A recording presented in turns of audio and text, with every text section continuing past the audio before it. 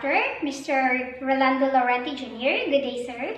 I am Dolvin Claire Hinteroni from Best HMPE, and today we are going to tackle the practice occupational safety and health procedures. Practice occupational safety and health procedures. Your engagement in bread and pastry production or in baking activity requires you to be familiar with the procedure on how to practice safety first, health hazards and risks in the workplace. It is important to observe occupational safety and health, or the OSH, is a cross-disciplinary area concerned with protecting the safety, health and welfare of people engaged in work or employment.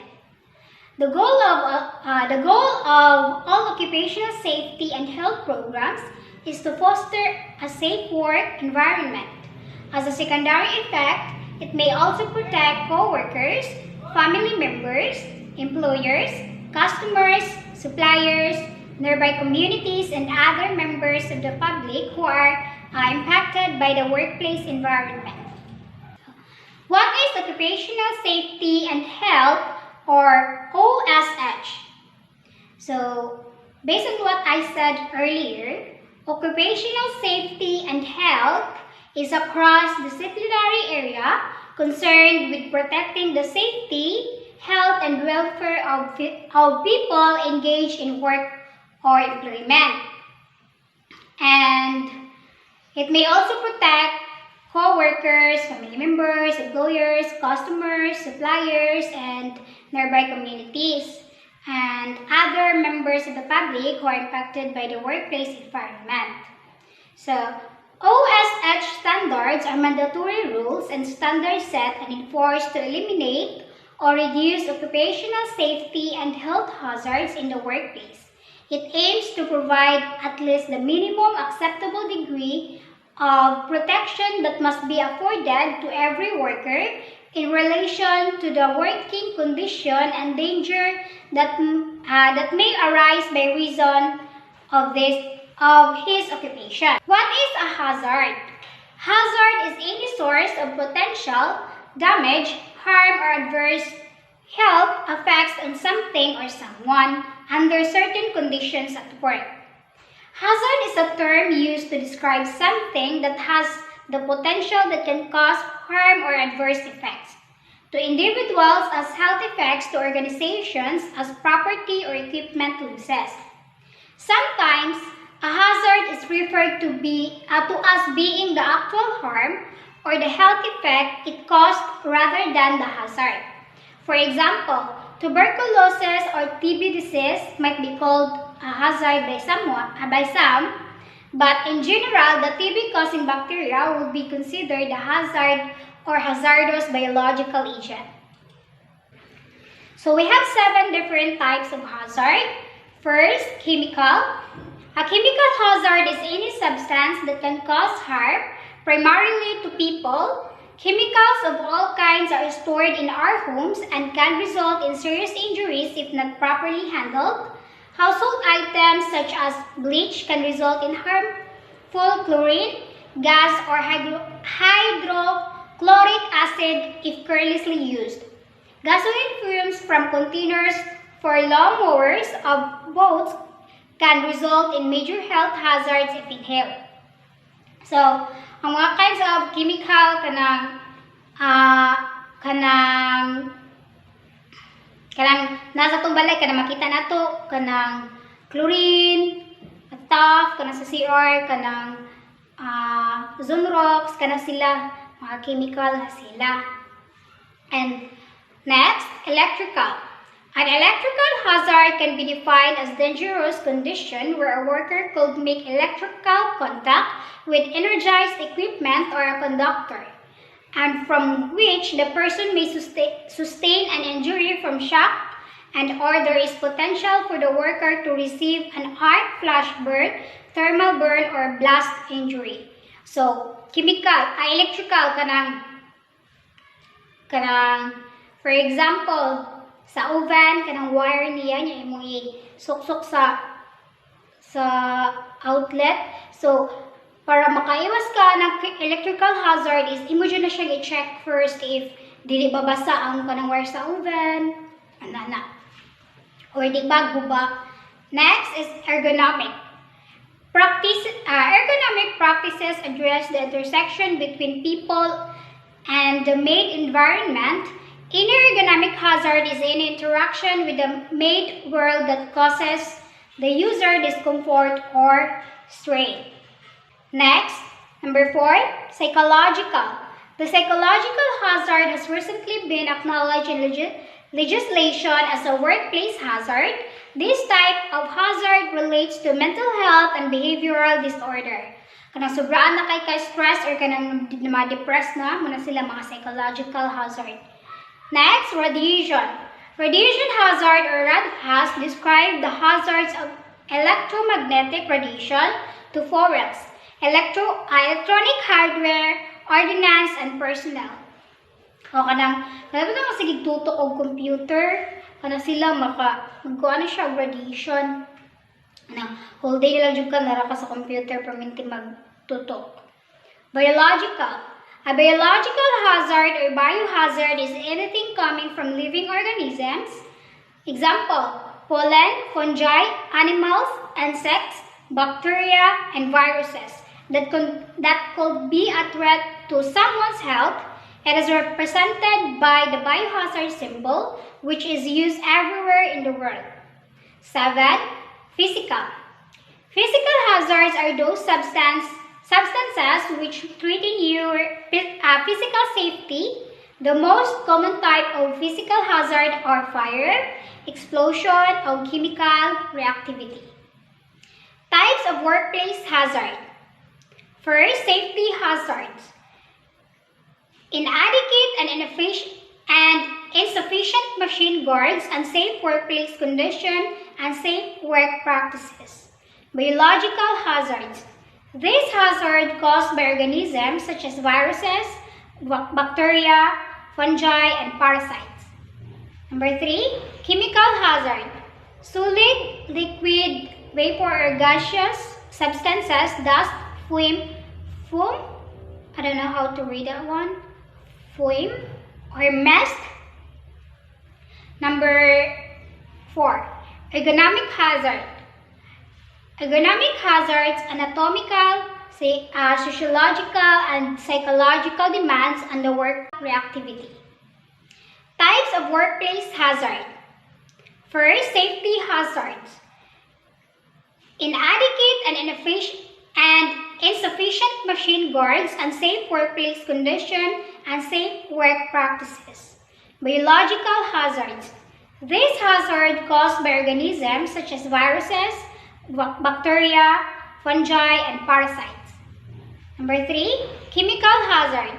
Solid, liquid, vapor, or gaseous substances, dust, foam, I don't know how to read that one, foam, or mist. Number 4, ergonomic hazard. Ergonomic hazards, anatomical, sociological, and psychological demands on the worker, such as repetitive and forceful movements, vibration, extreme temperatures, and awkward postures arising from improper work methods and improper design workstation tools and equipment. 5. Physical hazards. In physical hazards, noise, vibration, energy, weather, electricity, radiation, or pressure. Psychological hazards, those that are basically causing stress to a worker. This kind of hazard troubles an individual very much to the extent that his general well-being is affected. Hello everyone, I'm Ami Danhel and I'm going to report the continuation of the topic Practice Occupational Safety and Health Procedures. Effects of hazards in the workplace. The effect that occupation may have on a worker's health is dependent on the exposure to relevant agents and on host factors. Taking a history is often very important in identifying relevant exposures and linking them to ill health. The concept of cumulative exposure, that is, a quantitative measure of the intensity of exposure and the duration of the exposure, is important since generally it is the main determinant of the rest. Safety signs. Safety signs are the alert signs that help in indicating various hazards ahead. These labels help in reducing accidents at workplace and on roadside. It is a process of providing information or instructions by means of placing required signboards. Different types of hazards require different types of safety labels. There are several safety labels available in the market. All they need is to figure out the right label as per requirement. Safety signs consist of words, messages, and a pictorial symbol with a variety of shapes, size, and colors. Next, personal hygiene and proper hand washing. Personal hygiene are health practices and habits which enable one to stay physically healthy. This means keeping oneself clean to avoid transfer of harmful bacteria, especially in food preparation. So there are 12 ways on how to achieve personal hygiene. First, regularly wash and cut your hair to keep a neat appearance. If you have facial hair, you can save money by maintaining it yourself with a set of quality clipper. Second, visit the dentist at least once a year. Though you are brushing every day, your dentist will correct any dental problems you have. Third, bath every day before work or every night before you go to sleep. This will help you cleanse or remove body odor. Wear deodorant or antiperspirant daily if you tend to sweat heavily. Some people can actually get away with not wearing deodorant, but most people, especially those who have heavy-duty jobs or work in warm climates, benefit greatly from it. Fifth, scrub your hands with soap and water before you handle any food, especially when you have just come from toilet. After touching your hair or other parts of the body, and after your hands cover your mouth or nose when you cough or sneeze. 6. Trim your nails, especially if you work in the food service. This will help keep your hands much cleaner and prevent the spread of the germs to the food. 7. Keep hand sanitizer and facial tissues near your work desk.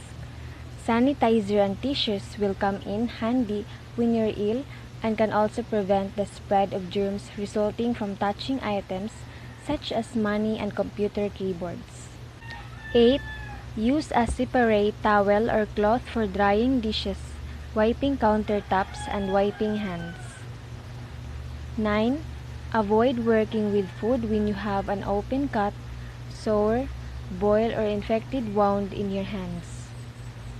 Pus and other liquids secreted by the wound contain millions of harmful bacteria that can cause food poisoning. 10. Keep hands out of food as much as possible. Otherwise, wear disposable gloves. 11. Avoid smoking while preparing or handling food as ashes may drop into the food. 12. Wear suitable clothes at work. Do not wear clothes with long sleeves when working with food. Wear also comfortable and clean shoes. Also, be sure aprons are always clean. Proper hand washing. Washing is the single most effective way to prevent the spread of infections. Germs can be spread casually by touching another person. You can also catch germs when you touch contaminated objects or surfaces and then you touch your face. Good hand washing techniques include using an adequate amount of soap, rubbing the hands together to create friction, and rinsing under running water. Ensuring that employees wash their hands properly after using the washroom is very important in reducing disease transmission of stomach. Next, duties of the employers and employees in relation to enforcement and compliance with the OSH standards in the workplace. First, adopt administrative policies on safety in accordance with the provisions of the standards. Second, Report to the regional director or his/her duly authorized representative the policies adopted and the safety organization established. Third, submit report to the regional director or his/her duly authorized representative once in every 3 months on the safety performance, safety committee meetings, and its recommendations and measures taken to implement the recommendation. Fourth, act on recommended safety measures. And last, provide access to appropriate authorities. And there are 5 duties of the employees to the supervisor. First, serve as member of the health and safety. Second, follow safety policies. Third, report unsafe condition and practices to safety committee. Fourth, cooperate with health and safety committee. Last, assist government agencies in the conduct of safety and health inspection. So familiarize yourself with the following acronym and terms. PPE stands for Personal Protective Equipment. OSH stands for Occupational Safety and Health. RADHAZ stands for Radiation Hazard. HERP stands for Hazards of Electromagnetic Radiation to Personnel. HERO stands for Hazards of Electromagnetic Radiation to Ordnance. And last, HERF stands for Hazards of Electromagnetic Radiation to Fuel. Good day everyone, I am Mary Cherise Faith Dalan and my topic is all about hazards and risk identification and control. So first, what is hazard? Hazard is a source or a situation with a potential for harm in terms of human injury or ill health, damage to property, damage to the environment, or a combination of these. Also, hazards at work may include noisy machinery, a moving forklift, chemicals, electricity, working at heights, a repetitive job, or inappropriate behavior that adversely affects a worker's safety and health. Next is hazards in baking. The hazards of cooking and baking are mostly related to high temperatures like heat, poor air quality, standing for a long time in the heat, hot dishes, burns, and fire. In addition, there may become MSD risk for lifting heavy items. So there are 6 hazard risks in baking. First is heat. Heat is a primary cooking and baking areas often have hot surfaces as well as hot air, making the room temperature very high. Standing in the heated environment for long periods of time will increase the likelihood that you will have heat stress, like for example, heat exhaustion and fainting and heat cramps. Next is poor air quality. There can be a significant build-up of heat in kitchen as well as cooking smells and smoke which affects air quality, like for example, breathing problem and asthma. Lifting. Lifting heavy items such as produce, dough balls, or flour bags for large-scale baking can result also in injury. The possible threat for that is muscle and joint injury to your arms, legs, and back, and also heat stress. Repetitive or awkward tasks. Working on the same task over a long period of time, like for example, chopping food and etc., can cause musculoskeletal injuries. The possible threat are wrist, elbow, and shoulder tendonitis, shoulder bursitis, back and pain, and other muscle, tendon, and joint injuries. Next is hot dishes and food. Direct contact, steam, and splash burns can occur when hot appliances like baking ovens and deep fryers are used for cooking and baking. Steam may be trapped under the lid or plastic on a dish in the microwave oven or the lid of a steamer. So the possible threat of hot dishes and food are minor or major burns and scalds on your hands or arms and burns into any part of your body. Next is fire. Cooking and baking with various ingredients like oil may lead to kitchen fires. The possible threat is burns. There are 5 tips to prevent hazard and stay safe. First is don't eat raw cooking dough. Second, wash your hands after handling eggs. Third, keep countertops clean. Fourth, don't let perishable ingredients sit on the counter for too long. And fifth, wash your utensils and baking sheets well. What is risk? Risk is the chance or probability that a person will be harmed or experience an adverse health effect if exposed to a hazard. Risk in baking is the chance or probability that a person will be harmed or experience an adverse health effect caused by hazard.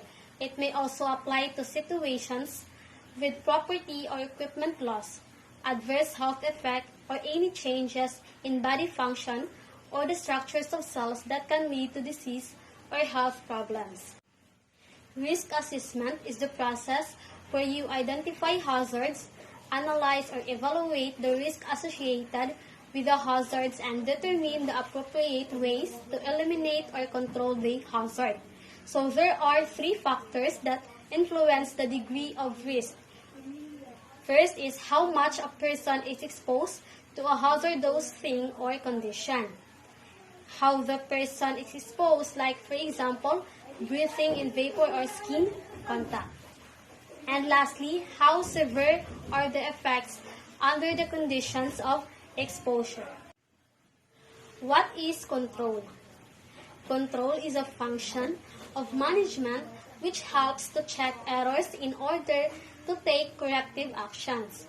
This is done to minimize deviation from standards and ensure that the stated goals of the organizations are achieved in a desired manner.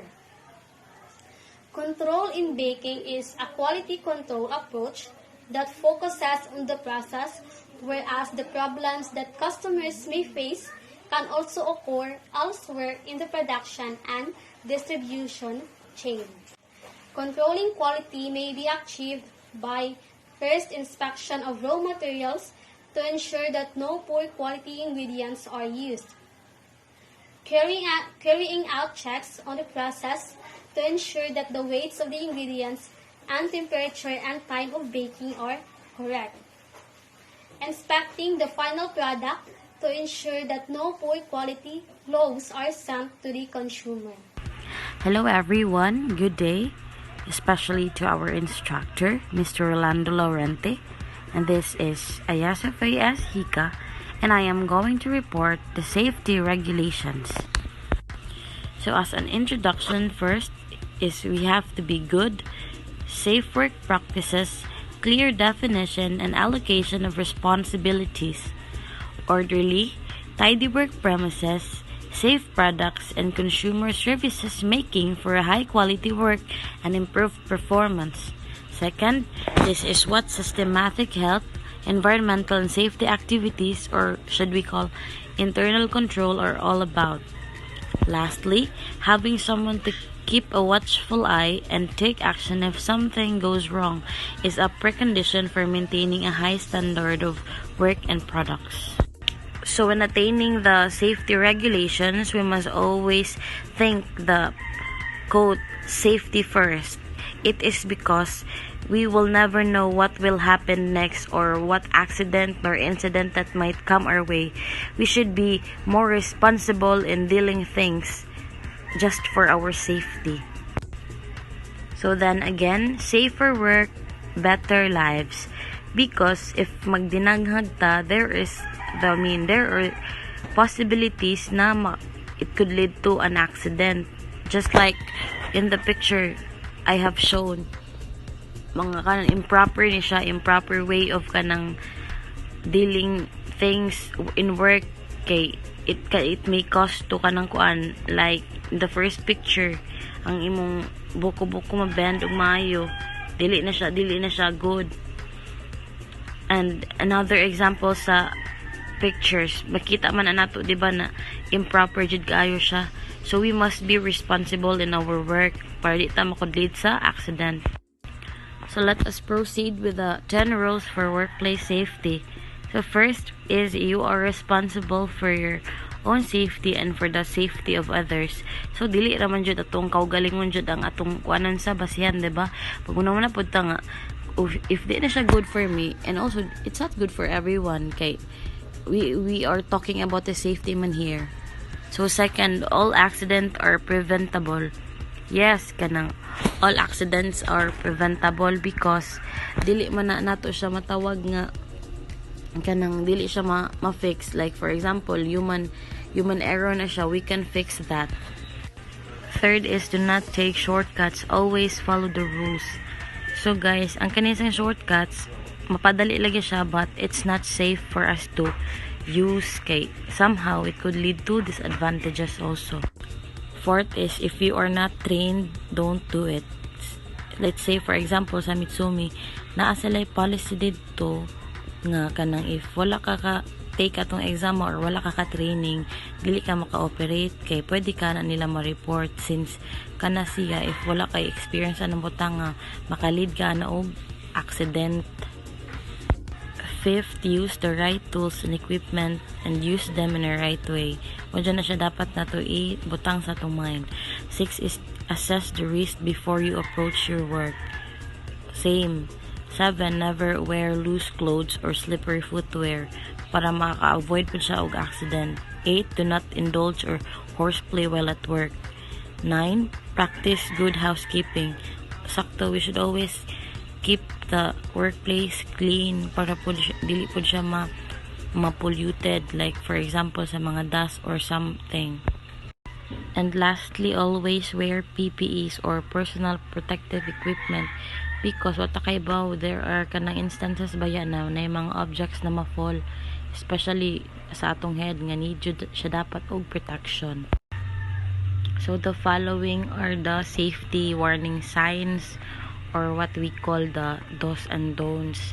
We should always kanang bear in our mind nga kani dapat na mga warning signs dili ni siya nato himuon og bati because it will help us nga mo guide sa sakto na way or kanang maka-help nato na makabaluta or enlighten ang atong mind to do things or don't do things out of control.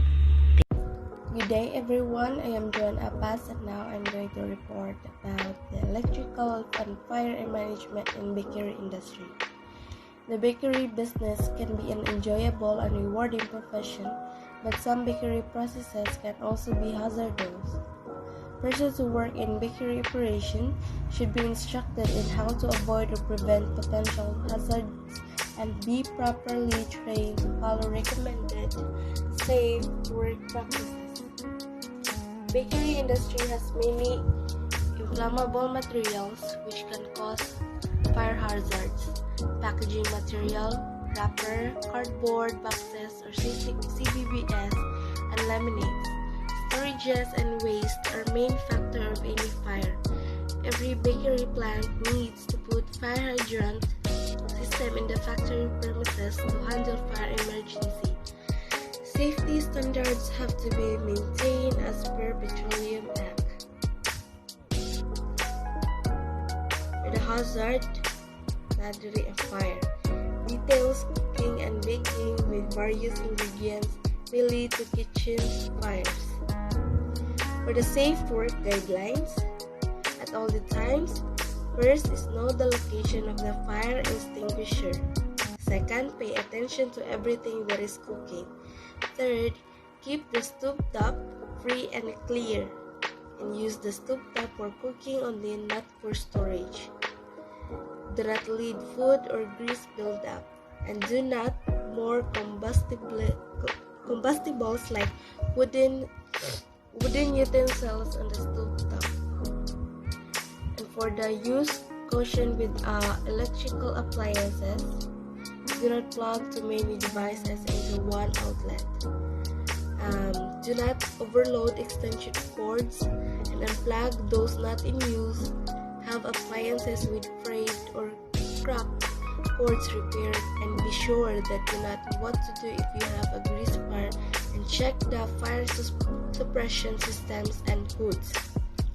When you are baking or cooking, make sure that work areas near water have ground cold outlets for appliances.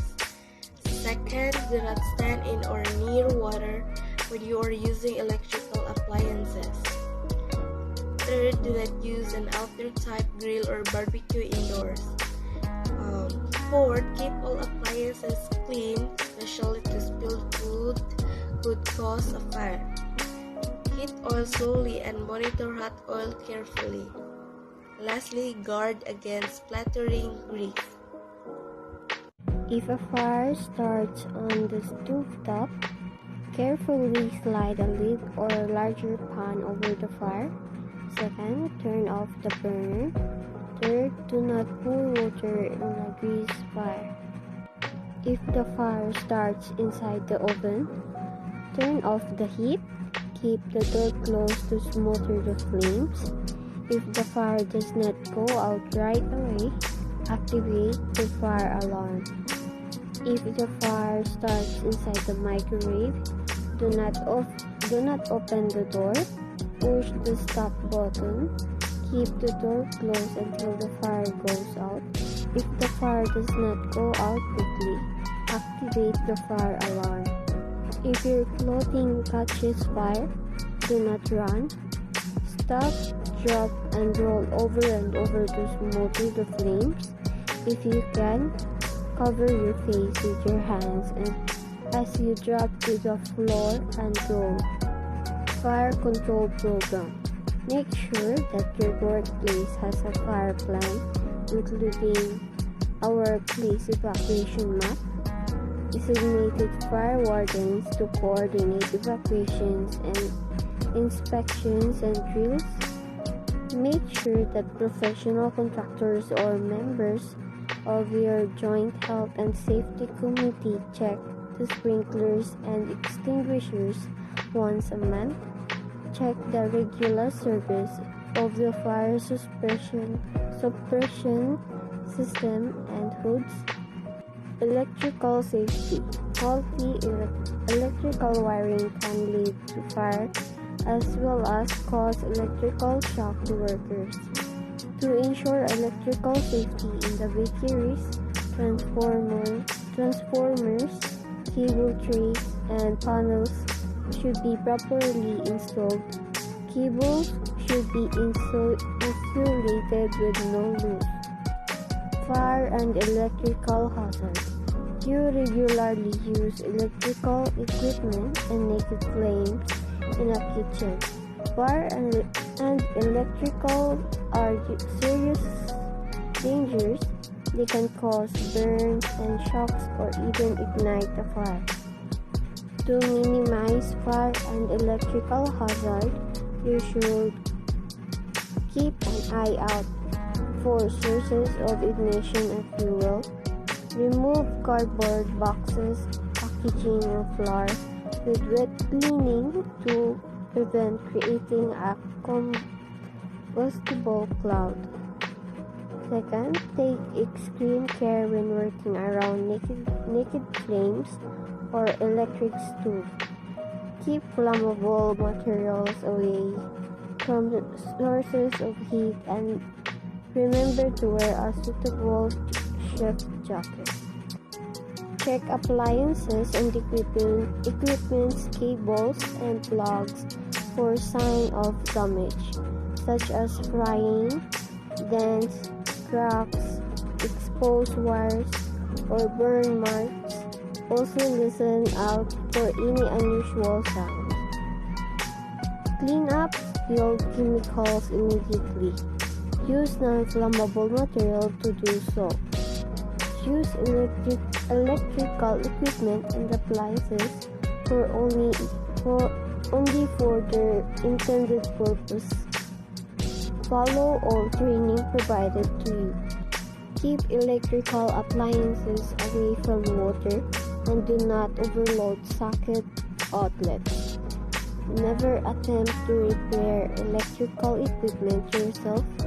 If it appears faulty or has stopped working, take it out of use and report it to senior staff ASAP.